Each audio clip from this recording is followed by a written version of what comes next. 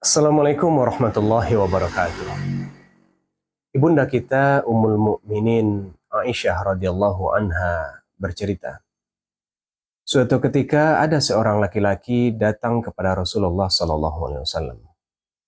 Laki-laki ini adalah laki-laki yang kaya, yang memiliki banyak budak. Bukan satu atau dua budak, tetapi banyak budak. Laki-laki ini curhat kepada Rasulullah. Ya Rasulullah, saya memiliki banyak budak. Dan mereka sering membuat masalah. Di antaranya ada yang suka bohong, ada yang khianat, dan ada yang tidak patuh. Melihat hal itu, saya emosi. Saya marahi mereka, saya caci maki, dan bahkan saya pukuli.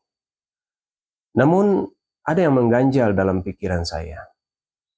Kira-kira bagaimana pertanggungjawaban saya nanti di hadapan Allah di hari kiamat, ya Rasulullah? Rasulullah menjawab, perbuatanmu dan perbuatan budakmu nanti akan ditimbang. Dan konsekuensinya 3. Yang pertama, kata Rasulullah, jika hukuman yang engkau berikan seimbang dengan perbuatan yang dilakukan budakmu, maka kamu dalam posisi aman. Yang kedua, jika hukuman yang engkau berikan lebih ringan dari perbuatan yang dilakukan oleh budakmu, maka kamu beruntung, kamu mendapat pahala. Akan tetapi yang ketiga, jika hukuman yang engkau berikan lebih berat atau tidak seimbang dengan perbuatan yang dilakukan oleh budakmu, maka siap-siaplah. Nanti di akhirat amalanmu akan dicabut dan akan diberikan kepada budakmu. Mendengar hal tersebut, laki-laki ini spontan menangis. Kalau demikian ya Rasulullah, akan habis begitu saja pahala yang telah saya dapatkan. Karena saya orangnya temperamen dan budak saya sering membuat masalah. Kemudian Rasulullah mengatakan, tidakkah kamu membaca firman Allah? Wa nad'ul mawazin al-qista li yaumil qiyamah. Dan kami, kata Allah, akan menimbang semua perbuatan kalian nanti di hari kiamat. Fala tuzlamu nafsun syai'a. Dan tidak seorang pun yang akan dirugikan walaupun sedikit. Wa in kana mithqala habbatin min khardalin ataina biha. Walaupun yang mereka lakukan itu sebesar biji zarah, sekecil apapun, tetap akan kami balas, kata. Wa kafa bina hasibin. Dan cukuplah kami yang akan membuat perhitungan. Surat Al-Anbiya ayat yang ke-47. Mendengar hal tersebut, laki-laki ini mengatakan, ya Rasulullah, mulai saat ini engkau saksikan. Saya bebaskan semua budak-budak saya. Karena saya tidak ingin nanti pahala saya habis begitu saja. Hadis riwayat Tirmidzi. Saudaraku seiman, apa pelajaran yang bisa kita ambil di sini? Antara majikan dengan budak saja sudah demikian pertanggungjawabannya nanti di hadapan Allah. Budak yang sama dengan barang bisa diperjualbelikan, walaupun sekarang tidak ada lagi perbudakan.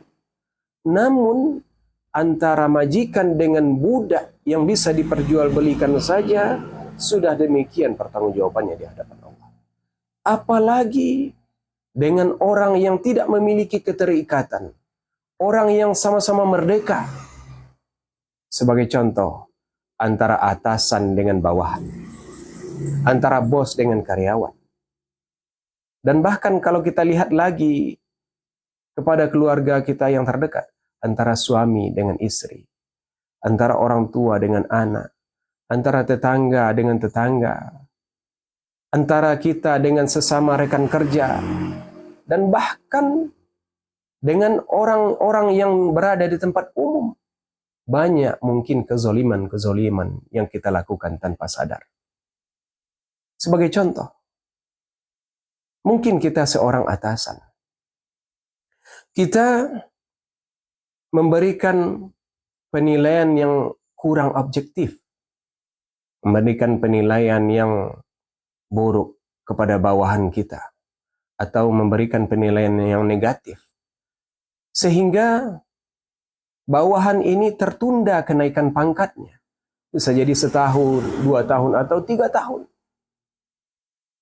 Itu adalah kezaliman yang akan kita pertanggungjawabkan nanti di hadapan Allah. Atau bisa jadi dengan rekan kerja kita. Ada hak teman kita atau saudara kita.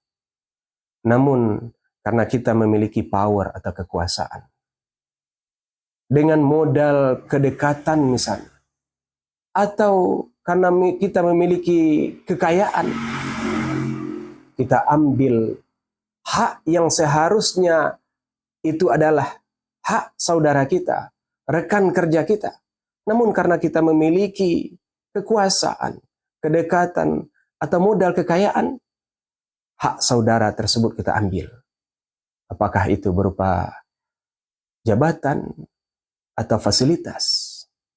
Itu adalah kezaliman yang nanti akan kita pertanggungjawabkan di hadapan Allah.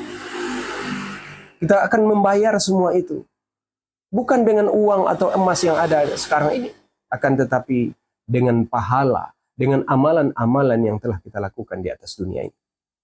Karena Rasulullah SAW bersabda, "Man kana muzlimatun li akhihi min irdihi aw syai'." Barang siapa yang pernah menzolimi saudaranya, baik itu mengambil kehormatannya ataupun mengambil haknya, falyatahallallahu al-yaum qabla alla yakuna dinar wala dirham.